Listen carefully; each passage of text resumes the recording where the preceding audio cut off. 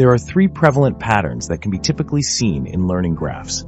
They consist of underfit, utilizing learning curves for assessing machine learning model effectiveness. A learning curve represents the relationship between a model's learning performance and the amount of experience or time it has acquired. The utilization of learning curves has become commonplace in the field of machine learning as a means of evaluating algorithms that progressively acquire knowledge from a training set. Excessively fit. The form and movement of a learning curve can aid in understanding the performance of a machine learning model and in turn provide suggestions for configuration adjustments to enhance learning and/or results.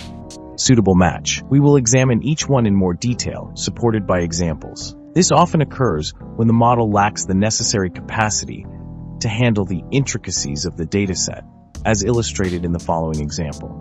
One way to spot an underfit model is through a training loss that consistently decreases, even at the end of the graph. This suggests that the model has the potential to continue learning and potentially achieve further enhancements, but that the training procedure was ended too soon. A learning curve graph demonstrates underfitting when the training loss remains unchanged no matter how much training is done. The loss during training continuously decreases until training concludes. Overfitting is when a model has become too familiar with the training dataset, incorporating even the statistical noise and arbitrary variations within it. A major issue with overfitting is that as a model becomes more tailored to the training data, its ability to apply to new data decreases. This leads to a rise in generalization error. The rise in generalization error can be evaluated through the model's performance on the validation dataset. This situation can frequently arise when the model possesses excessive capabilities that are not necessary for the specific issue at hand, ultimately resulting in an excess of adaptability. This can also happen if the model undergoes excessive training. The training loss plot steadily decreases as experience increases. The validation loss plot initially decreases and then starts to increase once more. The turning point in loss validation could indicate when training should cease, as further training beyond this point may demonstrate signs of overfitting. For the purposes of our examples, the focus will be on a minimizing metric where lower scores on the y-axis represent higher levels of learning or achievement. The following plot serves as an illustration of overfitting. This article presents an exploration of learning curves and their role in assessing the learning and generalization patterns of machine learning models.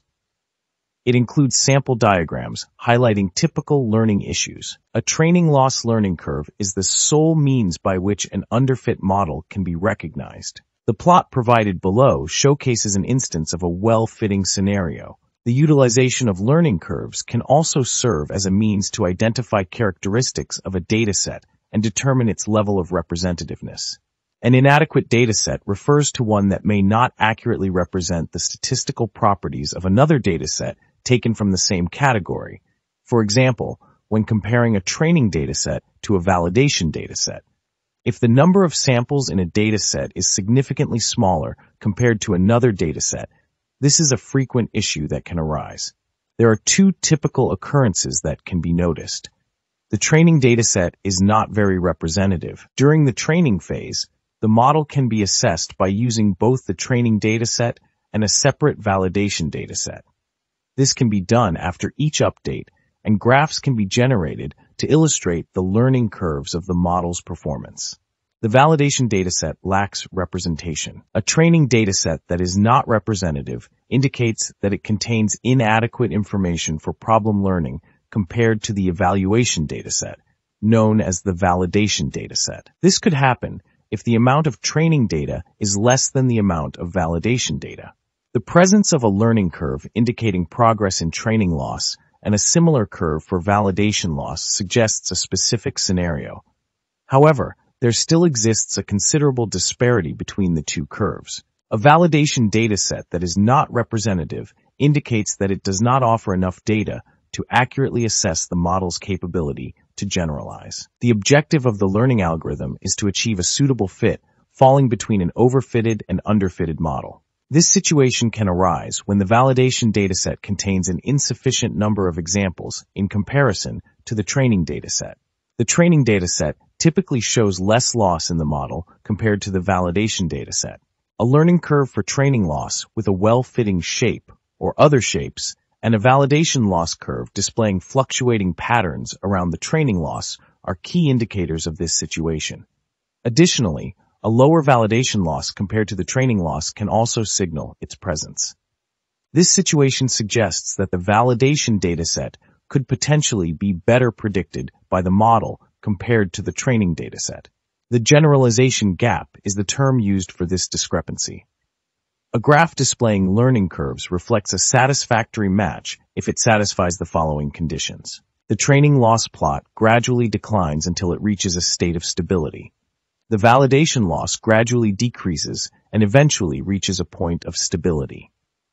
There is a slight difference between the validation loss and the training loss. Persistently practicing with a suitable match may ultimately result in an excessive fitting.